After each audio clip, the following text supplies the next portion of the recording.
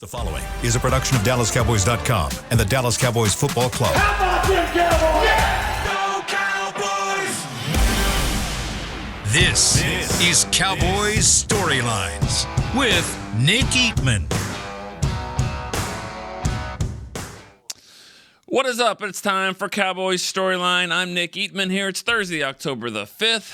A couple days away from the Cowboys going to San Francisco for that game against the 49ers, the one we've all been talking about. You guys have been talking about it forever since it came out. Darren Woodson was on the show yesterday, and he said he admitted, from a player standpoint, they circle games like this even when the schedule comes out. I mean, they know they're human. They know what kind of game this is and what it means, and they know, the reason why they haven't gone further in the playoffs the last 2 years. It's because of the 49ers. Have things changed? We'll find out, because the 49ers don't look any worse. They look actually better. They look even more dominant than they have in the past, and the Cowboys will see how they match up. It's going to be a good one. I mean, the last two games in the playoffs have been tough for both teams. Cowboys had a slow start in the first game, but they've battled. I mean, this is a good matchup between these two teams, and as we all know, the 49ers have had their number. So we're going to find out if things change. We'll see what you guys think. You guys know the drill, 888-855-2297. That is the phone line. And we've got callers right now, so we're not going to waste any more time. Let's get after it. Darian in Houston is the first up on the show today. Darian, what's up? Man, what's going on, Nick? How's it going? Good. How are you doing? Good, man. Good. It's a rainy day down here in Houston. We don't talk weather. We don't talk weather on the Storyline. I'm just kidding. I'm kidding. Not really, but okay. We got other podcasts that talk about weather, but that's okay. That's okay. It's sunny. It's going to be sunny all week, right? It's going to be sunny all week, especially Monday morning. It's going to be a beautiful Monday morning, right? Yeah, man. What I was getting to actually was that Sunday's weather here in Houston is going to be great. And so hopefully that means that we're going to have a great game. I was going to say it was really cool to see Darren Woodson on the show yesterday because it was actually funny to watch the show and hear, the one week that people can, call in and just, I don't know, soak up some knowledge, throw out some trivia stuff. People were calling in, giving film breakdowns, and it was just – They were serious, man. I loved it. Yeah, I was kind of like, don't you want to ask a question, Darren? And, they're like, 49ers, the way they run the ball, the traps and screens. I mean, but I get it. This is y'all's, week, though. This is the one that everyone's been waiting for. So I love the focus. Actually, it was funny. He loved it, too. He loved it, too. For sure. This game has been circled on the calendar for months. I got a couple wagers with some people that I know that are Niners fans, and I don't know why I agreed to it. Because you're a Cowboy fan and you're a sucker, just like I was a sucker for the Cowboys, for Arkansas, LSU. Even though that game's not, this is not the same type of difference. But when it's your team, it's your team, and that's what it is. I mean, you don't want to take points. You don't want to do all that. You're like, no, well, that's my team. We're going to win, and that's I understand. That's the hill that I die on every season. Look, I'm gonna kind of get into it right now. Brock Purdy is playing some good football. Mm-hmm. I mean, I'm looking at his stats right now. I'm looking at the last couple of games, and I'm typically not one that reads too much into they won the last 8 games of the last season, and they've won the first few games of this year, and so they're 15-0 across this stretch. I think that's doing a little bit too much, but I just think that we wanted. And we're hoping Purdy would regress, but it doesn't look like he has. No. I did see a stat that said that he's pressured on 30% of dropbacks, and we have the highest dropback rate. And also, from my time watching football, normally when you have a strength versus a weakness, it doesn't necessarily end up playing that well. But I think the pass rush needs to get there. And then McCaffrey scored 15 touchdowns. The last 15 games he's played in, he scored a touchdown. So they need to slow him down. Yeah. I think this team can move the ball, though, in the air against this team. I think kind of a bold prediction for this Sunday, if they play their cards right, I think Brandon Cooks is going to have 2 touchdowns. and they're going to really get him involved over the top. I saw a completion chart on Dak that he was just throwing to the outside of the numbers and taking his checkdowns last week, taking what the defense gave him. This week he's going to have to push the ball. And then once we get in the red zone, I need to see the RPO come back and see some vintage Dak. So that's my key to win on offense. And then key to win on defense is just getting Purdy. Take him down. Do something. All right, I'll listen now. All right. Thanks, Darian. Thanks for the call.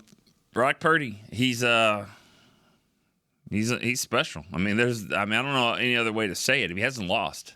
He hasn't lost a game. I mean, the championship game he got hurt and against the Eagles, and who knows how that game was going to unfold. But he hasn't lost in the regular season. He's 9-0. And so, and I do think it's the guys surrounding him have helped him, but it's not like he's a rookie that's going into a team that needs some help. I mean, he's really good, but he's a reason for it as well. I mean, he is a really, really good quarterback. They've had other quarterbacks in that system, in Shanahan's system, and it didn't always work out. I mean, obviously one of them's here, and Trey Lance, but he's doing something right. He's not just driving a bus. I mean, he's doing it really, really well. All right. Good call. Good stuff there. Jameson Midland is our next call. We'll go to James. What's up, James? Hey, Nick, how's it going today? Good. How are you doing? Oh, doing well. Just sitting here thinking of memories of Cowboys and 49ers games, and I remember crying myself to sleep that night as a kid when Dwight Clark caught that touchdown over one of my favorite players, Everson Walls. I was sick that night, but then as I became an adult, I remember all the good times that we had against the Niners, and my best friend is a Niners fan, so we'll be here in West Texas enjoying the game Sunday night. Not both of y'all won't. One of y'all will be enjoying the game. One of you will not be. But he goes to bed so early, I'll probably have to leave at halftime anyway. But one thing, as I was sitting there, one question I wanted to ask: what is some of your fondest memories of the Cowboys-Niners rivalry? And also, I wanted to say, with the way that turf is out there in Santa Clara, I hope the guys make sure they have on the right cleats so there won't be a lot of slipping and sliding and all that stuff. Good question. That's a good observation too, and then that is something that they have to figure out. I think that the weather it's usually worse later in the season. I think that they've got a good field, good situation. You don't really see that happening a lot early in the year, but that's why they go out 2 to 3 hours before the game, get a good feel for it, and they'll do that in this game. As far as memories go with the 49ers. I mean, it's the best and the worst. I mean, it's what it is. I mean, I remember as a fan, like in high school and college, when my favorite game of all time is the 1992 NFC Championship game, 30-20 over the 49ers. It's my favorite game. It's my favorite play is Alvin Harper going 70 yards, 72 yards on that slant. I just loved that game. I mean, that was the one that got them over the hump. That was the one that was like, as a Cowboy fan, like we're back, we're real again, and then in the '94 championship game, just 2 years later, losing that game and being down 21-0, and just the way they fought back, and it was just kind of an epic game of ebbs and flows and all that, and they had a chance to win win 3 straight. They would have been one of the greatest dynasties of all time if they win that game. And I think that they could have. It was just kind of a weird start. But, I mean, that loss was one of the worst ones. And just a couple years later, it was one of the best ones. So when I think of my favorite games, best and worst, I think of 49er games, and both of them have been out there in San Francisco. All right, we'll go to a text question here from a 525 number. Do you think the best way to avoid Nick Bosa's running at him the same way offenses run at Micah? Well, that's just a way to slow down their pass rush. That's any pass rush, slowing down their pass rush just by not passing and running the ball. If you have success doing it, that's fine. Great pass rushers typically aren't the greatest in run stoppers. That's just they're not built that way. I'm not saying he can't do it. Micah can stop the run when he needs to. D-Law is one of the better ones as far as doing a little bit of both. But yeah, slowing down them is to run the ball. I mean, running the ball will help in a lot of ways. It not just slows down their pass rush, but if they can run successfully, obviously keeps you out of third and long situations. So that is one way. I mean, Bosa's great, but they've got guys on the inside. Hargraves. I mean, they got guys all across the board. I think Fred Warner is one of the greatest players in the league right now, and he's a guy that really controls everything that they do in the middle. All right, Lucky Wilson in Indianapolis is our next caller. Lucky, what's going on? How you doing, Nick? Good, man. How are you? I'm good.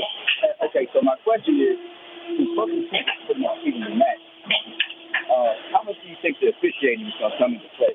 And do you know who's going to be officiating this game? And what are the intentions as far as pass interference calls?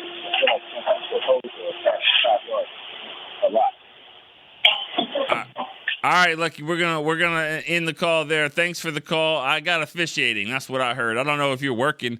He sounds like he's working and he's calling, which is awesome. But I really didn't hear a lot of. I heard officiating. Who are the officials? I really don't. I don't know that, and I know that that's a big deal. I can promise you this. If you called back and it's not as loud as it was, get to a quieter spot. Call back and talk to Brian Broaddus on the break here in about an hour.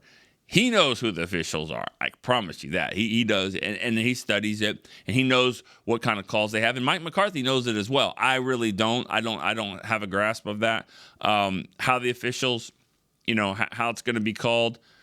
I think I don't know if it matters as much. I mean, officials obviously matter, but you're talking about two teams that have really aggressive defenses that like to get after the quarterback. So, if they're calling holding a lot, I think they're going to call it for both ways. If they let them play on defense, that probably favors the 49ers maybe a little bit more because I do think the Cowboys have a strength at wide receiver. But, I mean, for the most part, whatever they call, just hope they call it the same way. That's it. That's all, that I would say. I mean, go back to that Arizona game. They called 13 flags on the Cowboys. They were calling it tight. They called pass interference. They called offensive pass interference. And then at the end of the game, they make a call and then they pick it up. So that's my only issue is that if you're going to call it one way, just call it that way the whole game. And then, therefore, I don't think it affects the teams that much. All right, next caller is Bob in Rio Grande Valley. Bob, what's up? Morning, Nick. How you doing? Good, man. How are you doing? I'm doing great. I've like everybody else, I'm kind of on pins and needles about this game that's coming up. But I think that the key to success for the Cowboys is time of possession. We're not going to shut down Christian McCaffrey, but if we can hold him to under 100 yards and put the ball in and get ahead of him and put the ball in Purdy's hands, I think our defense can come through. I think it's going to be a close game. I think it's going to be 3 points one way or the other, but it's going to be a barn burner, that's for sure. Yeah, that's what they have been. That's what these games have been. I think they're equal. Good call, Bob. Thank you. And time of possession, usually it does affect, it matters. I have to go back and look. I think the Cowboys own the time of possession against Arizona, pretty well, but didn't win the game. So sometimes if teams are scoring quickly or have, interceptions for touchdowns or, turnovers and things like that, short fields, then that can kind of skew the time of possession. But, last year McCaffrey had, I think it was like 40 yards rushing, something like that, and he didn't, the Cowboys did a nice job against the run. That was one of those games where they didn't score when they were down there. The Cowboys, they had some opportunities. They turned the ball over. They gave the 49ers a short field on a turnover. So, I thought last year the Cowboys were better. I really do. I think they were a better team. Watching that game and how the flow of it went, I thought the Cowboys were the better team, very close. But I thought it was a very winnable game. I thought the way the defense was playing, but the Cowboys gave them some gifts. They did. And then they didn't take advantage of the gifts that they got. I say this all the time. It was around Christmas time. I say it all the time. If somebody gives you a present, open the damn thing. Open it. Okay? Don't give it back. Don't re-gift it. Don't let it sit under the tree. Open the damn gift. They gave it to you. Take it. That's what happened. They got a fumble on the 10-yard line and ended up kicking a field goal. The 49ers scored when they got an interception down there as well. When teams give you gifts, you better take advantage of it. And that's the thing. The Cowboys were able to get some turnovers and make some plays, but they couldn't kick. They couldn't make extra points. They weren't taking advantage of the situation. So this is why this game is tough for me to pick, because I think the Cowboys were just as good, if not better, than the 49ers last year. Didn't win the game. So do they have the intangibles enough to go and win it this time? That's what we're going to find out. All right, Chris, my producer down here, he said Cowboys 35 minutes to 25 minutes for Arizona time of possession. So, yeah, thank you for looking that up for me. Time of possession sometimes can be skewed. For the most part, though, you definitely want to win it. You want to own the ball. You want to be in control of the game. But you can't just give up quick touchdowns and short fields. All right, Alex in Arkansas is our next caller. Alex. Hey, Nick, how are you doing? Good morning. Good morning. How are you? I'm doing great. Man, I love the show, but I have to admit, I've been watching you and Derek for so long together. It is hard to watch the break and not see you on there. So I just wanted to let you know that. They're doing a great job. Patrick's a great addition there. So they're having a lot of fun there too. Yes, they really are.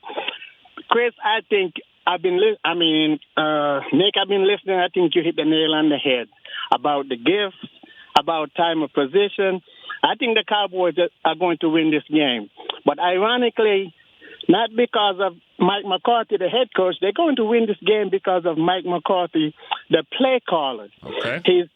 He's consistent. I think one of the things people are overlooking, Mike McCarthy is not auditioning for a head coaching job. He already has that. And so he's going to call the game accordingly to the situation of the game. And I told my wife, I said, Dak is going to be a different quarterback in this system under Mike McCarthy if he just listen to Mike McCarthy and follow the direction he's trying to lead him in. Because I've seen it for too many years, and it's playing out exactly that way. Dak is 13 out of 13, 16 out of 18. I think we win this game. Not because of Mike McCarthy, the head coach, and that he's a good head coach in my estimation. I think we win this game because of Mike McCarthy, the play caller. And I just want to say congratulations on the show. And always go Cowboys. And anyway, Nick, I'm going back in time. Cowboys win this game 30-20. You know what score that is. 30-20. Awesome. Thank you, Alex. Appreciate that. That's the second reference of 30-20. Cowboys beating the Niners in the 92 championship game, which was actually in 93, but I call it the 92 championship game because that was the season. Good stuff there. Mike McCarthy, the play caller, is going to win this game. I don't know if every fan that's listening, every caller that calls in, everyone that texts, I don't know if everyone feels the same way about that. So good job there with the call. I think McCarthy, though, I think he's still figuring out the play calling, still figuring out what this team is. I mean, it's one thing to say, this is what I like to call, but you also have to understand what your players can do, what they don't do, what the strengths are, and also you have to kind of play to the situation, to the offensive line, to what they have with their personnel, and going up against the other personnel, the defense. So he's still figuring that out. This is 4 games into it for him. He called some in the preseason, but not really with this type of personnel. So they're kind of learning on the fly. That's where I think the red zone struggles are coming into play. We'll see if they can pick it up here. All right. Next caller is Josh in New Mexico. Josh. What's up? Hey, how's it going? What's up? How's Cowboy Nation doing on this fine Wednesday? Well, they're on pins and needles, as according to Bob from a couple of calls ago. They're nervous about it, but how are you? Are you feeling good? Great. Feeling I'm ready for the weekend. Ready to watch this game. I just had a question. Do you think it's more important to stop McCaffrey and make Brock Purdy play, or vice versa? Because their receivers are pretty good, but I think we match up pretty well against them in our secondary. Yeah. So just want to know your thoughts on that. What's more important to stop for them?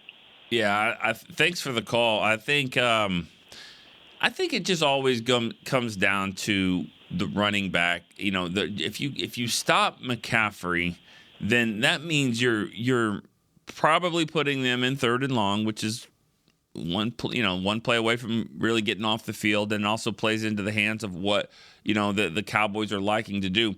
Because they rush the passer well. I mean, this team, the 49ers, we said it yesterday, the 49ers are the first in the NFL in first down yardage. They're getting 7 yards a pop on first down. So they're staying out of 3rd and long. They're staying out of 2nd and long. And that right there is, I mean, that you basically are just playing downhill if you can have big plays on first down. So, and I'm sure it's not all passing either. I mean, I'm sure that they run with success. They have screens. So, stopping McCaffrey, I think is got to be the first thing, and that's probably going to be the case in every game you're playing with the running back versus the quarterback. You would probably have to say that you have to slow him down, contain him, just like last year. They contained him last year, and they were in position to win. And I think that's what you're hoping for here is get to the 4th quarter and you get yourself in position to win the game. They had that last year. They didn't win. They had it 2 years ago. They had to kind of fight back to get in it, but they kept themselves in the game. Of course, McCaffrey wasn't on the team then, But I think it is stopping McCaffrey, because he is kind of the guy that kind of makes it all work for them. All right, one more text question before we go to break here. This is from Doug in Orlando. He says, what are your thoughts on why Cooks is not very involved in helping us stretch the field? Why is Dak not using his legs more, and why is McCarthy not calling designed runs? Works well for other teams. You see it every week. We don't see as many designed runs for Dak, and I think he needs to get that back. I think it's an element that needs to happen in the red zone. You guys are saying it too. I've heard you guys say it here on the calls and also in the text message. One way to fix the red zone is to kind of open things up with him and just put that threat out there a little bit more. He's got some RPO situations that he's not taking the ball, tucking it in and running. That's on him at times. Sometimes it's on McCarthy to call it. I want to see some quarterback sneaks too. And why does that have to be 4th and 1? That's the thing that bothers me. Why does it have to be 4th and 1 to go quarterback sneak? What about 3rd and 1? What about 2nd and 1? Just get the first down, make the play. Watching NFL Network right now, they're showing the pass to Jesse Holley, 49ers Cowboys, and there's a lot of Cowboys 49ers rivalry there. And I've seen T.O. get knocked off the star here. I've seen Jesse Holley making plays, seen the catch, seen a lot of things happen. Haven't seen Alvin Harper's iconic slant over the middle in the championship game. But, yeah, everybody's getting excited about Cowboys and 49ers. Let's take a break right here on Cowboys Storyline. When we come back, more calls, more texts. Be right back. Fall is here, and that means football is back, bringing all the delicious game day foods with it. As you prep for all the big games, tailgates, and watch parties, let Yo Quiero be your one-stop destination for all things home gating. Yo Quiero's fresh, flavorful, ready-to-serve guacamole made with real Hass avocados will score taste bud touchdowns as you cheer on the Cowboys. Yo Quiero's wide range of mouthwatering and versatile products can be found in your local grocery store's produce or deli section. Grab some today. Star Sports Tours is the only official fan travel partner of the Dallas Cowboys, offering exclusive game weekend travel packages with pre-game sideline access and photo ops with current players, cheerleaders, and Cowboy legends. You want to stay at a team hotel, attend the best tailgate party in Texas, tour the Star, and talk X's and O's with me, Everson Walls? With Star Sports Tours, you can. Visit cowboystravel.com to book your travel package today. SeatGeek has your back no matter what kind of Cowboys fan you are. So whether you're a diehard fan or a don't really care fan, a we got 'em next time fan or we'll never win again fan, a here for the tailgate fan or a first one through the gates fan, SeatGeek not only makes buying and selling tickets easier than ever before, they made just about everything else easier too. So whether you're a here every week fan or haven't been here in years fan, SeatGeek has you covered. Download the SeatGeek app today. SeatGeek, your ticket to great Dallas Cowboys seats. How's Wingstop sound? Crispy, juicy, classic wings. Made to order, cooked to perfection. And sauced and tossed in those 11 soul-satisfying flavors. Paired with hand-cut seasoned fries, house-made honey mustard, blue cheese, or signature Wingstop ranch. And, of course, spicy Cajun fried corn. I think you've heard enough. Get your flavor delivered at wingstop.com. Back to Cowboys Storylines. I love the focus of the fans here. I mean, Cowboys and 49ers. This is the way it is supposed to be. This is what everyone has been talking about. And fortunately, the Cowboys did their part last week. Had a huge bump in the road there in Arizona. Came back, though, and showed us kind of the team that they can be. I thought Micah Parsons said it best, basically admitting that their focus just wasn't where it needed to be against Arizona. If they play the way they want to be, practice the way they want to practice, and get prepared and get after the opponent. That's what they did, and they beat New England, which I don't think New England's going to be a bad team. I mean, I think that they're right there. They're going to be maybe 500-ish. They're in a tough division though too. Playing. They got to play the Jets and then of course Buffalo and Miami. So they're in a tough division. But I just think the Cowboys just manhandled them and showed everybody that they entering this game that they're definitely a formidable team and a team that can stand toe to toe with San Francisco. Again, as I keep saying, we're gonna find out. We're gonna find out what they can do.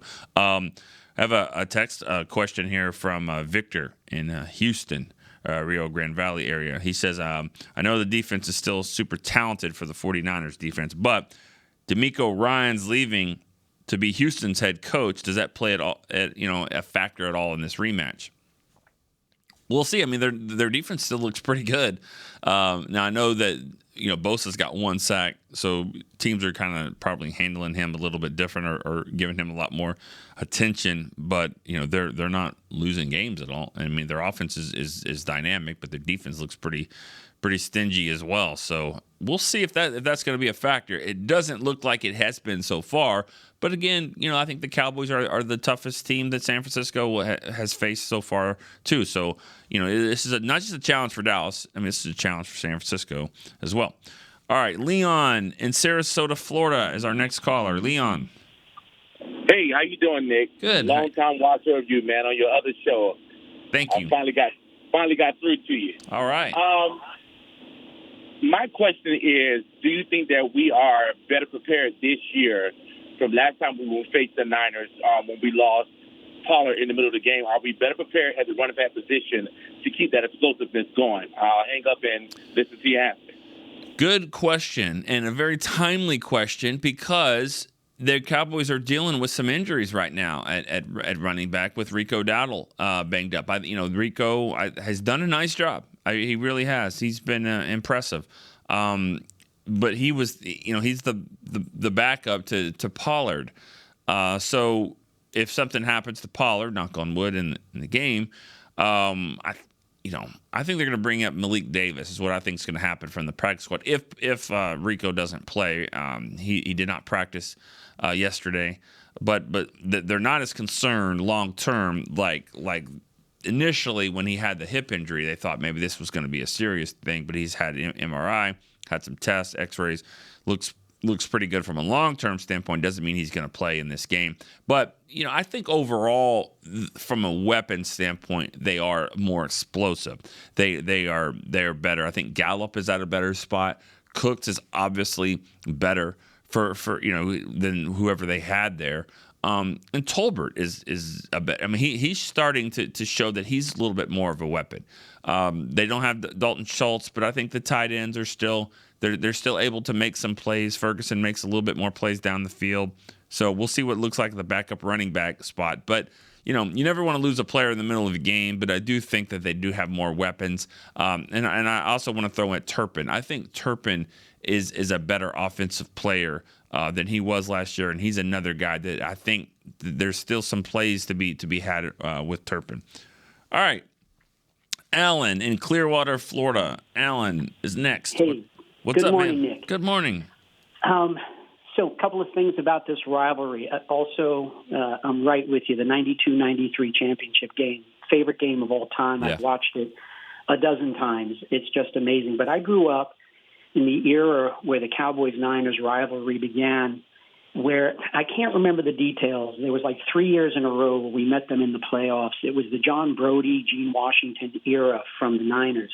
Those were such amazing games. It was a great rivalry then, and the Cowboys had some of the best victories, especially coming. It was one game in Texas Stadium, or it may have even been in the Cotton Bowl. I don't remember. We came back from like 2 touchdowns. Amazing. And so growing up with that rivalry from then and then coming into the 90s, this is the most exciting, in my opinion, for Cowboy fans. It's the best rivalry, right? Now, This game coming up, we could have, as you were saying earlier, I think the key is I'm confident in this game for a couple of reasons. One, echoing the sentiments of the caller about the play calling. It's going to come down to McCarthy's play calling. I think our talent is an equal match. And even in the last 2 years, the reason we lost those games, our defense was good enough. We just didn't score enough points to beat them. If McCarthy can get the ball in the end zone and we score 30, we're going to win this game. So I feel pretty confident about that. It's like I called earlier in the week. I think it comes down to the coaches and putting our players in position to make the plays. And we're either going to win or lose based on that. I feel pretty confident McCarthy will hopefully come out and he'll show what he's all about. Final thing I just want to say, as you've been talking about all these old-time players, back in the day, those early days, the running back tandem of Walt Garrison and Calvin Hill. And running back is like my favorite position in all of football. And when the Cowboys had those two guys, it was a really fun pairing to watch. We've had other pairs before, and those two guys and their different styles, it was a great era for running back football, and I just have really great memories of those two guys back then. So all right. My favorite old-time players.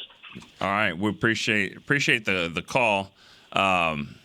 Taking it back a little further than I can go there with those guys, Walt Garrison, Calvin Hill. I'm looking at the year by years there. It looks like 70 or 69 to 73. Those guys were the two leading rushers on the team. Walt Garrison was fullback type guy, but also ran the ball. Has a lot of attempts. Different era, obviously. True cowboy in every sense. Walt Garrison, and yeah, when you talk about 49er games, you bring it back to those seasons in the 70s, early 70s. Looks like 70. They beat the Niners to go to the Super Bowl, and also 71, and to go to the Super Bowl in 72 in the divisional round. That one was the one. Where I think that they were down, and Staubach came back and won the game. Was injured, came back, and I think that game was in San Francisco, where they had to score a couple of touchdowns, onside kick, and all that stuff. But anyways, 70s, 80s was dominated a little bit more by the Niners. Of course, the catches in there. The 90s, that was a fun era as well. And now here we are again. But the Cowboys, to make it a true rivalry, they got to do their part. You can't just lose. You can't just keep losing to the 49ers. They have to kind of show that it's a back and forth thing. And so the best way to do that is go up there and beat them in this game. All right, Alan is our next caller from South Korea. Alan in South Korea. Hey Nick. How you doing? My first time. Good. It's a little late here. It's 12 in the morning. 12 in the morning. Wow. Yeah. What day is it? Friday? Yep, Friday morning. You're the first. Yeah. I love it. You're the first caller on Friday for sure. Right. Yeah, this is not my first time calling. I called a couple of weeks ago from Montana, and I also called a couple of years ago when from Wichita Falls. Okay. All right. You're moving around. Right. Got to be some Air Force involved there, right? Yep, definitely. All right. From Wichita Falls to South Korea, there's Air Force Base is definitely in play here. All right. Well, let's don't rack up the phone bill even. What's going on? What do you got on your mind? Yeah, just one thing wrinkle that I've been wanting to see is just really going for those the short quarterback sneaks and maybe lifty runs. I think with Zach Martin, Tyler Smith, they can definitely get that push that we need. And then one more thing, with this match is very evenly matched. We all know that. One wrinkle with this is everybody knows of our red zone woes, but San Francisco actually has a leaky red zone defense. So I'm really interested to see how that plays out and see if you have any thoughts on that as well. Yeah, you're right about that.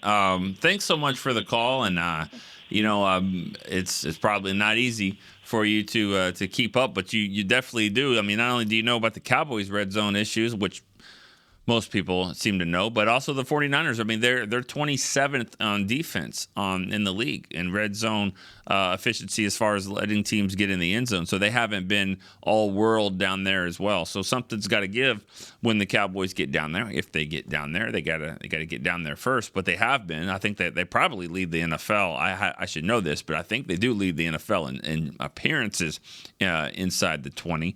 And we all know red zone appearances inside the 20, not at the 20. But good call, and something to watch as well.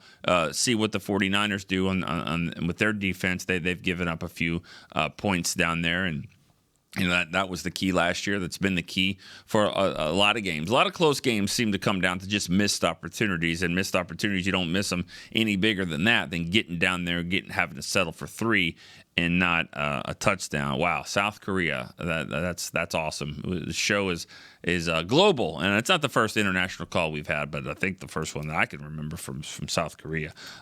So much so that Chris Beam typed in yes, South Korea, like yes. You read that correctly. All right, Sean from Bakersfield. Yes, Bakersfield, California. Sean, what's up? What's going on, Nick? How you doing? I'm good, man. My second time calling this week. I was talking about them Roosters earlier. Oh, yeah. This week. I just wanted to say, man, I think a lot of people are viewing the Cowboys passing game as the dink and duck, as people would say. I think this game would be throwing the bomb to Brandon Cooks, just so those cornerbacks can respect the speed of these receivers that the Cowboys have this year. Also wanted to say, man, I didn't get in yesterday, but Darren Woodson has been one of my all-time favorite Cowboys ever. He's one of my childhood heroes, and hopefully he can hear me, man. I think that Hall of Fame is sliding my boy, man. He definitely deserves to be in the Hall of Fame. That's just what I wanted to say, man. All right. Go Cowboys, man. Let's get these Niners, baby. All right. Thank you, Sean. And Bakersfield, California, that's obviously a big game for any Cowboy fan in any place. But I would imagine if you're in California, you got some next couple of weeks, really, with the 49ers, and then I say the Chargers. I don't know. Do they even have fans? I'm not sure. They got some, but this is obviously the big game. This is the big game in California, and deep ball. I think that has to happen. I think that they have to take some shots a little bit more than they've done. I think they're not using Brandon Cooks' speed. I've always been asking for a guy. Give me that speed element. Give me that guy. And I think there's ways to use it without even having to. You don't have to always connect on the deep ball, but you got to show it. You got to show your hand. You got to show what you've got. And I think that matters. I don't think that this team has done it as much in the first few games, and they need to get to that. And CD can go deep, Gallup can go deep, but I think it starts with the pass protection, and they've got to be solid there to you can get down the field. But when that's there and it's blocked, I'd like to see some shots down there, because not only do you have a chance for a big play, let's see how the game is officiating. We had a caller earlier in the show about how the game will be called and what the officials are like. Let's see. Let's find that out. Let's see if they're calling pass interference. I mean, that could be a game-changing play. You don't even have to complete the pass. If you can get a 30, 40, 50-yard pass interference penalty down the field, that flips the field tremendously. So you have a chance to get that as well. I'm taking a shot. I'm taking a shot early. I want to see what they're calling and how the 49ers can react to that. All right, got a text question from Bryson in Salt Lake City. There hasn't been much discussion on tight ends not being as reliable as needed. I don't know if that's true. I think it's being discussed, honestly. But especially in the red zone with drops, I believe they're bigger key point to a win this week. What are your thoughts? I think we talked about it. I mean, every one of the tight ends has had a drop. Ferguson's had one. Not really in the red zone that I remember, but I know Schoonmaker did. Could have been a touchdown. Hendershot did in the first game. Ferguson's had some drops, or at least one. But yeah, that's a big thing. These guys have to be a little bit more reliable, and when that happens, that will help the guys on the outside. It helps the running game. You got to show a threat there. And they're going to be on the field. Cowboys like to use 12, 13 personnel, which is one back, 2 tight ends for 12, one back, 3 tight ends for 13 personnel. They use that a lot, but it's not as effective if they're not going to catch the ball and be more reliable, because they're not. I mean, just being on the field and being, these road grader blockers, that's not who they are. Now they can block, they can play bigger than normal, but it's not always an advantage. What it is an advantage if they can also leak out and be effective as pass catchers. So if your tight ends are not going to help you with those mismatches, they're not going to be just knocking guys off the ball. So that's the key, is those tight ends have got to show us something that they can do, and I think they're getting better. But that's a key right there, and it has been talked about. All right, next caller, Level in Wascom, Texas. Is that right? Yes. All right. How's it going? It's doing great. Love the show. Appreciate it. This is the first time call for you, right? Yes, sir, it is. All right. What do you got? What's on your mind? I just got a quick score prediction, and 34-20 Cowboys, and Dak Prescott will silence a lot of haters. For how long? Like an hour, 2 hours, maybe a day, week? Probably 2 days. Okay, yeah, a couple days. Yeah. You're not going to silence the haters. You're not. He's not going to do it, because what happens is he could play all world. They'll beat the Niners, whatever. He plays great, 300 yards, no turnovers, rushes for a touchdown, and they'll say, great, good win. What is he going to do in the playoffs? So you're not going to silence anybody in October.